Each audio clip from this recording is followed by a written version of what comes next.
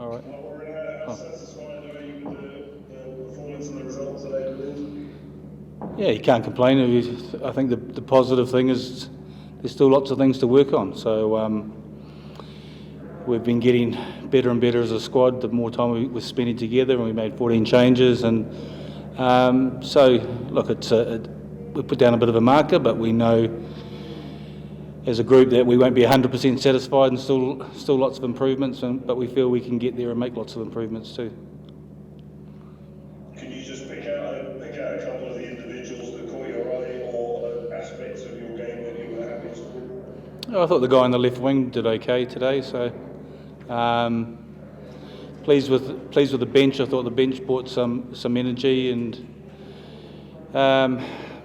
probably for us, we went in there with a game plan. We had to adjust the way that we wanted to play because we were getting a bit more success in terms of they probably didn't pressure us as much from the blitz defence as we had expected. So we were able to change the way we played. So that was a pretty good reaction. And I was just really pleased, and maybe Stuart could elaborate a bit more. But the energy out there and the enthusiasm, the guys working hard to get back when they made a few breaks, we made a couple of mistakes. They were hard to get the ball off because there was a lot of one-pass rugby, two-pass rugby. So that was quite hard when we did turn it over. They were playing lots of phases against us. But I thought, really positive start.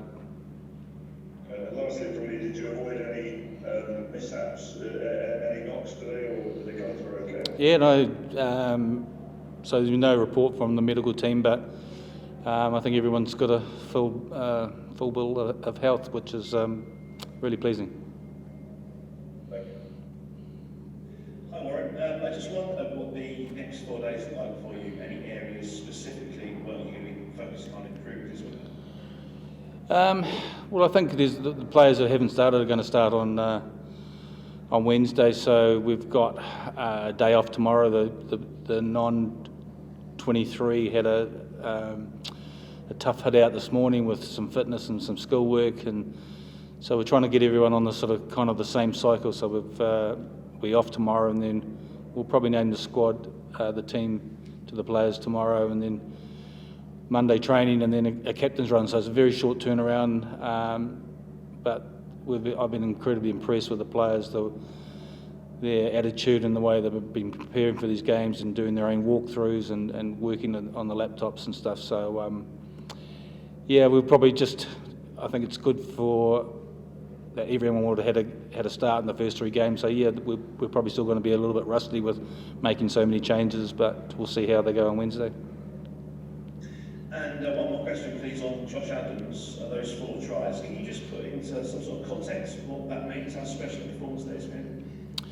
Yeah, look, he knows where the try line is, and I kept saying about you can't ignore what he's achieved as a player. That when he went to the World Cup as an under-20s, he was top try scorer in the World Cup. He played for Worcester when they were bottom of the Premiership, top try scorer in the Premiership, and top try scorer in the World Cup. So that kind of speaks for itself, and he definitely knows where the try line is. I think his timing, you saw when that inside ball he got where he scored, and he did that at a few occasions during the World Cup. He's got great timing, sort of hitting the line. So it was to get 4 tries, I think is pretty special for him.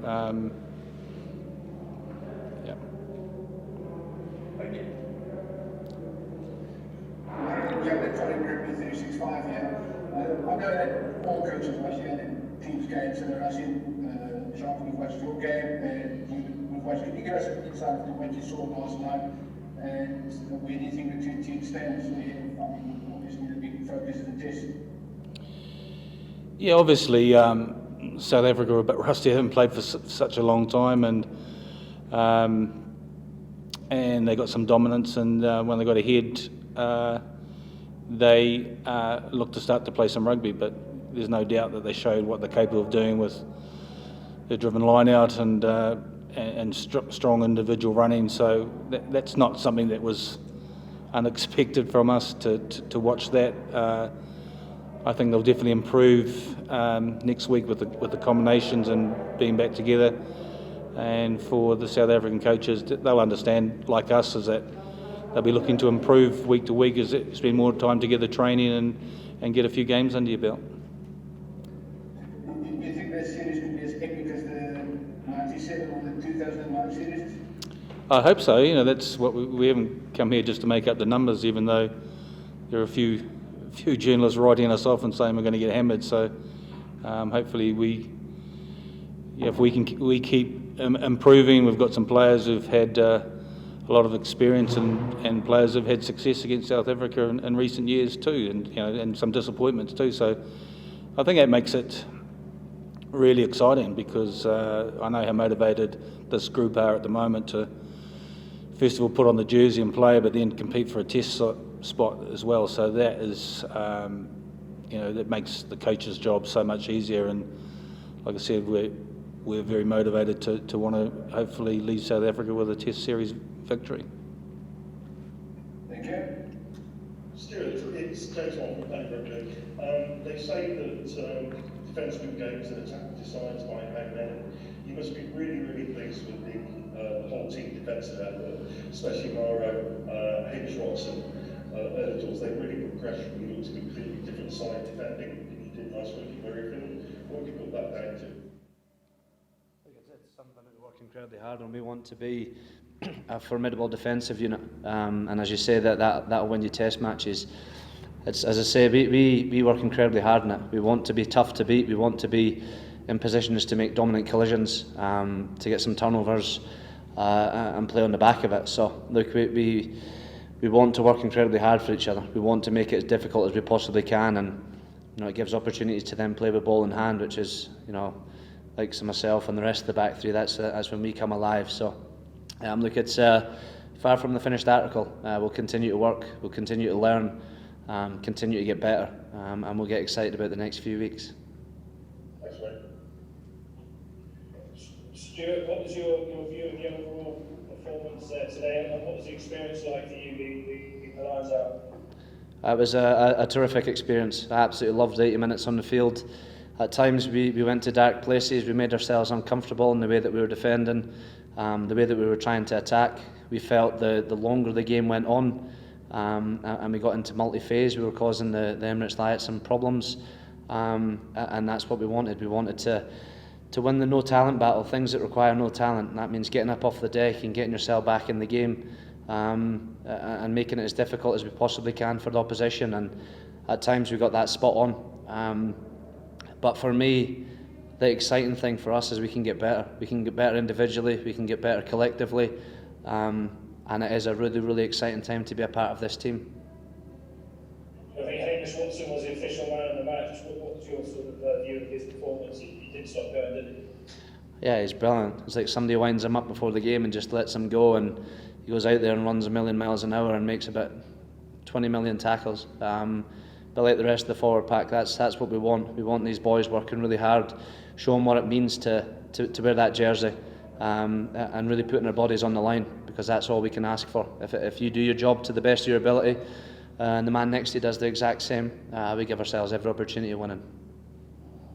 Thank you, Stuart, for this.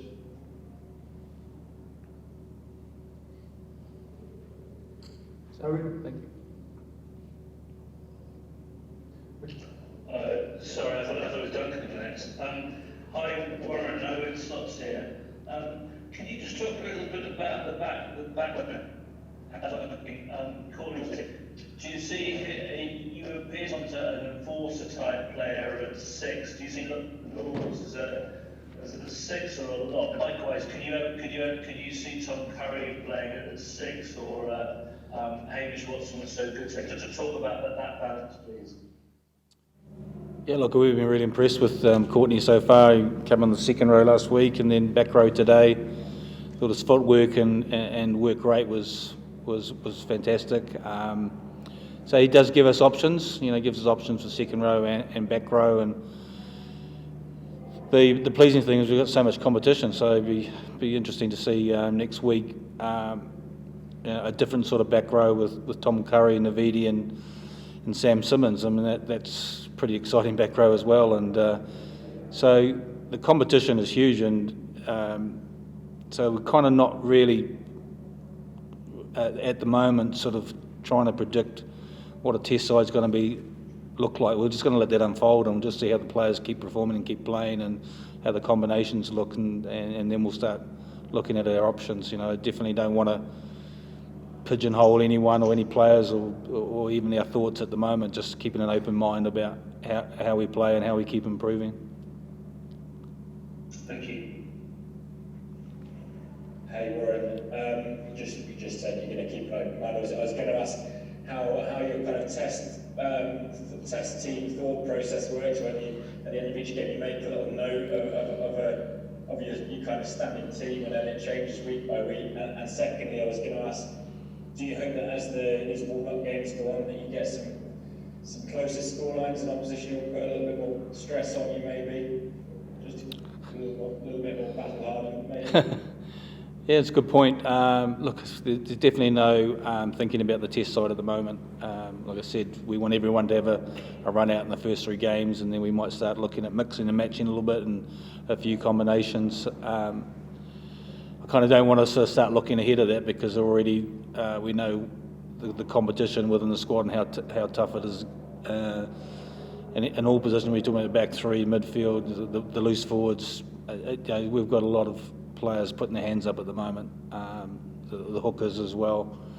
And yeah, I mean, the memories of 2009, I won't forget that when we didn't come up against any of the test players in those warm-up games, and we probably were a little bit underdone, so we're going to have to work really hard at training and make sure we have this sort of tempo and physicality that's required at training, and there's no doubt that some of the games are going to be a little bit harder, hopefully, but we understand that there's a number of players out of their super sides because they're in with the Springbok camp. Rory? Just asking about Robbie Henshaw and the nature of his injury and how long you expect him to be out for. He's got a very, very mild hamstring strain. It definitely won't be considered for next Wednesday, and then we'll just assess his progress. So we won't push him if we don't have to. So it may be a couple of games that we just want to make sure he's 100% right, because there's no doubt he's been one of the standout players in the Six Nations and the way he's been playing. So we would like to get him back to full fitness without putting him under any pressure, and being able to give him a couple of games, potentially before we start considering a test side. Thank you all. Thank you very much. Cheers. Thanks, guys.